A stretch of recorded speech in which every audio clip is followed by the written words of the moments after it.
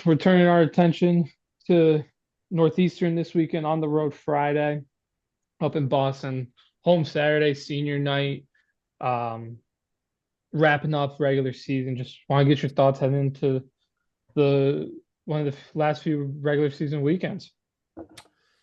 Yeah, it's certainly going to be a test for us. I think Northeastern's been playing some of the best hockey they've played all year long, especially going up to Maine and getting a split. That's a very tough place to get a win up there. But coming off their Beanpot win, and I know they're finally healthy, so they're going to be a real test for us this weekend. That's for sure. All right, we'll open it up for questions. Dan, you could start us off. How's practice been this week? Good. We've had two good practices. Today was more of a skills day, but Monday and Tuesday were very spirited practices. So I like the energy and the enthusiasm we had.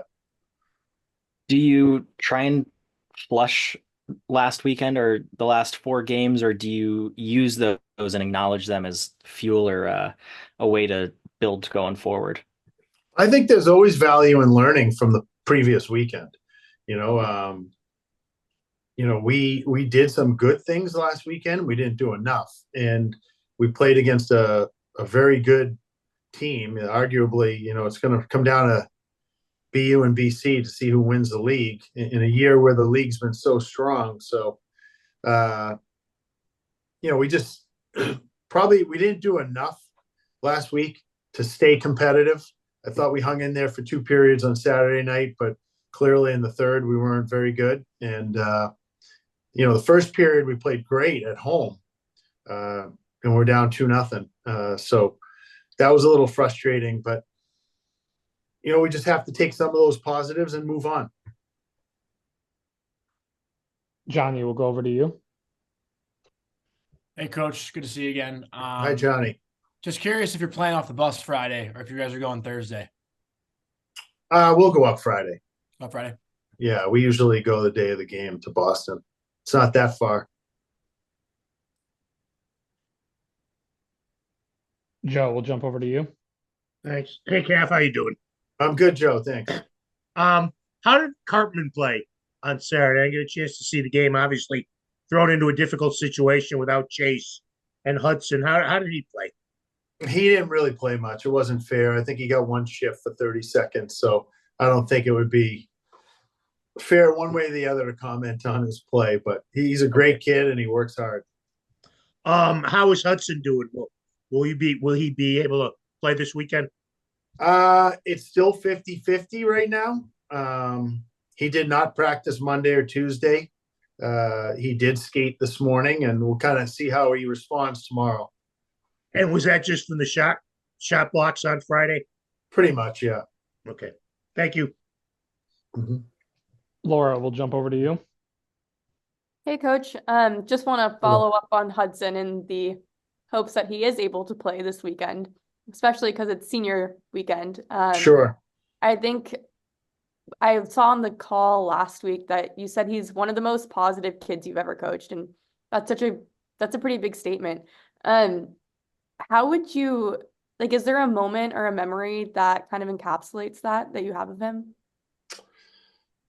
I think there's been so many when he was at UConn, but when I went to recruit him when he was playing for Surrey out in the British Columbia League, and I saw his team go down late in the game 3-2, and he was right there pumping everybody up, and he didn't even know I was at the game. So you can tell sometimes a kid's body language and how they're going to be, and he wasn't sulking when the team went down late in the game. He was still very positive and pushing his team to be better. So I'd say it started right from the recruitment, and since we've had him, he's been the same way for 4 years. Yeah, I can tell just by being on the bench with you guys during the games, he's always pumping up his teammates. I also wanted to ask just about the whole senior class generally. Yeah. What has this group been like to coach? Well, they've been great. It's, you can really tell a lot about a class.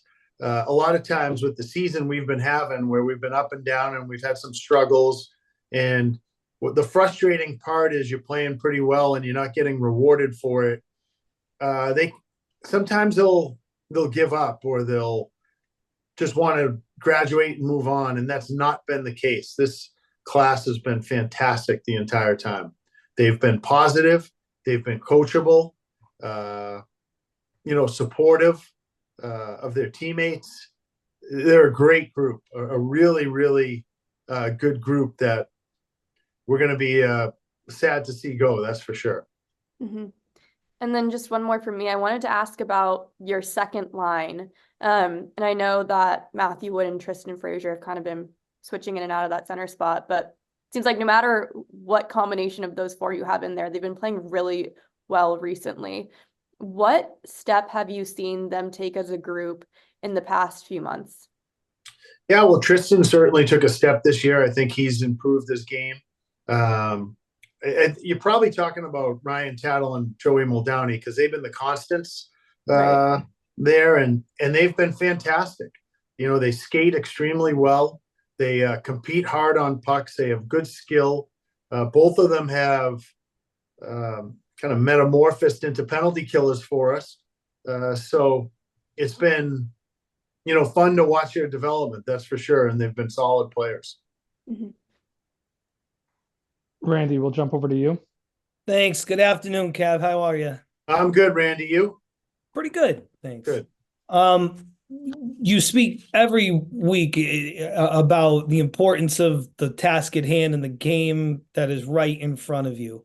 Is that even, seems a little silly almost to ask it this way, but is a little more pronounced as you get towards the end of the line, tournament play around the corner, and, obviously valuable points on the line here Friday night? No question. I think, our ultimate goal right now is to be playing the very best hockey we can going into the playoffs. So we certainly don't want to have an effort on Friday night where we feel like we left stuff on the table. You're not going to win playoff games if you're not given, a great effort for 60 minutes. So that's kind of where our mindset is right now. I wanted to ask about Fraser a little bit more. This year, he's been a real physical presence. It's not just the production, but he finishes his checks, does so, without going to the box. Is he a guy that you kind of can look to as somebody who, exemplifies physical play and in the best kind of way? Yeah, no question. He skates, he's physical. He had that element last year, but I think it's probably more pronounced this year in his game. And, he's a guy that we're going to need, rely on in the years to come too, because he brings such a heavy presence when he plays. And he's had some, I know he's had more goals this year than he did last year. So I like the way he brings the puck to the net too. He's fearless in the offensive zone. All right. That's it for me. Thank you. See you Saturday. Sure. Okay, Randy. Natalie, we'll head over to you. All right, thanks, Colin. Coach, how you doing? Good. How are you, Natalie? Good, thanks. Good to see you again. I guess in light of senior night, somebody that I wanted to kind of ask about is Nick Capone. He obviously has quite the physical presence about him on the ice. He's a big kid, but what are some things about him that stand out that maybe not a lot of people know about or isn't talked about a lot? Well, he does have a physical presence, but I think, he can play hockey. He's got a good skill set. If you notice on one of the power plays, he's in that bumper position and he plays it really well. The other thing he does, I think, that's underrated is he's pretty good on faceoffs. He's got a heavy stick, and I trust him on faceoffs. He takes those faceoffs on the power play. There's times where in the D zone, I want him taking the faceoff because I know that he's got a very heavy stick, and there's a good chance that the other team's not going to win it clean when he's out there. So besides the physical presence, I would say his ability to make a play and also his faceoff play. And how important is that to have someone who is reliable on the faceoff? Extremely, extremely important. If you're losing faceoffs clean in your own zone, you're going to give up a scoring chance. So it's, and you're probably going to have to take anywhere from 10 to 20 faceoffs in your own zone throughout a game. So if you're losing 50% of those, you're giving up 5 or 6, 7 scoring chances a game that you can eliminate or mitigate by tying up off the faceoff or winning that faceoff. So I think it's extremely important. Thank you. Sure. Dan, we'll jump back to you. A guy like Jake Flynn, I know he's not the first guy that you've brought in straight out of high school, but for him to come in at such an early age and now he's been here for 5 years, how have you seen him grow just as a person? Oh, tremendously. I think he was probably a little anxious when he first got here. As basically a true freshman. But I've watched him mature over the years. He's developed into a great leader. I know he's going to be super successful in whatever he does. I'm sure he's going to try to play hockey when he's finished here at UConn. But at some point when hockey ends, I know that he'll go out into whatever profession he goes into. I know he's going to be successful because kids that are extremely coachable, kids that are willing to learn, kids that want to work hard, kids that, are not opposed to new ideas and can have empathy for others, like as he does, like he embodies all of those characteristics. It's just, that's a blueprint for success in life. Then one of your other defensemen, Andrew Lucas, his point total for a defenseman has been huge since you've been in hockey. So just how much has he made an impact on the ice as that offensive type defenseman? Yeah, he's probably the first real true offensive defenseman we've had. A kid that, quarterbacks your top power play and breaks pucks out pretty easily and joins the play. So we're going to miss him. Like right now, we have a player recruited for next year and hopefully that can take his place, but it's going to be a while before I think he fills Andrew's shoes. Johnny, we'll go over to you. Now that Toscano has been your guys' home for a little over a year, is there an extra appreciation now for like an older arena like Matthews? Well, I've always had an appreciation for Matthews. Yeah. Just the history of it with, the Bruins playing there at one point and the Beanpot start, playing games there. I've played high school games there myself when I was back in high school. And I think it's just always been a great building to play in. It's fun I'm sure, Northeastern appreciates it because it's their home rink, but I know as a visitor, our guys appreciate it as well. So it's a throwback, a little bit like Appleton up at St. Lawrence and some of those older rinks. They're fun to play in. And you don't have to answer this one if you don't want. I don't mean it to be like a controversial question, but with the fight that happened last weekend in Alaska, I'm curious just if you have a thought on fighting in college hockey, if it's something that could ever come to be, or just your overall thought on the situation that happened. Yeah, it's never going to happen in college hockey, so I'm not sure it's worth really talking about. Yeah. I think there is a place for it in the pro game, and I understand why it's in the pro game, and it's there for a lot of good reasons. And if you've seen in the pro game, there's not nearly as many fights as there used to be. And when it happens, there's a reason why it's happening. They kind of police themselves a little bit, but it's never going to happen in college hockey. So I don't think it's really worth commenting on. Joe, let's head to you. Okay. Alex Campbell's been a real good pickup for them out of the transfer portal. What does he bring to the table? Maybe that either they were missing or that he's added to.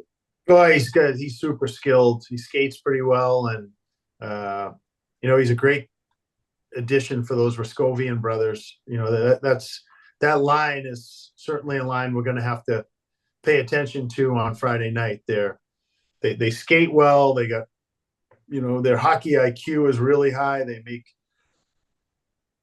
pretty unique plays throughout the offensive zone. So, he's been a great addition for them. And what is Whitehead doing better now? Another talented freshman goalie. Seen plenty of them this year, but he seems like he's played extremely well as of late. What is his strengths in goal? Yeah, I'm not sure, Joe. I haven't studied him Okay, like really closely, and we haven't played them yet. But right. he certainly came in as a pretty highly touted kid, and it's not easy coming in as a freshman. And he's probably just got his feet under him. And they had a lot of injuries early on too. Like Raskovian was hurt, McDonald was hurt. So as they've gotten healthy and he's gotten more confident, you can see that he's a talented kid. Thank you. Sure. Awesome. We'll go Randy, Laura, and then we'll end it with Dan. Thanks, Colin. Coach, Saturday's kind of an exciting day in that it's a doubleheader. The women, of course, won the regular season championship and hosting a playoff game with Senior Day. And just wanted to hear your thoughts on, the women's playoff game beforehand, being a part of the day, and then your game following it, and what a day that's going to be like at Toscano. Yeah, I'm glad you brought that up, Randy, because I probably should have started the press conference congratulating Chris and his staff and the women's team. It's been fun to watch them this year. Now that, one of the best things about Toscano is that we have a lot more interaction with the women's team. When we were in Freitas, it was, like I said, it used to be like a cattle call. Kids came in for practice and then left, but nobody hung around the rink. And now, where you share a weight room and you share a training room and, kids hang around the rink. I've got to know so many of the women's players, and I'm so excited for especially those seniors that have, and some, like Cam Wong and Ainsley, who've stayed 5 years.